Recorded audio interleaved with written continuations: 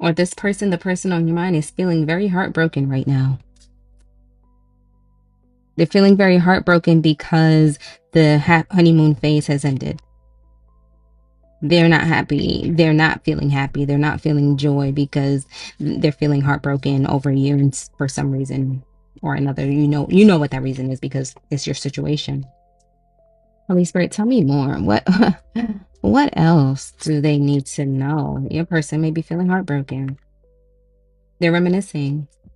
They're thinking back about you, looking at pictures. They're missing you.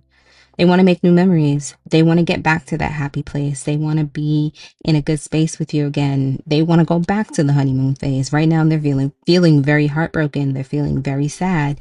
They are grieving this breakup with you. They miss you.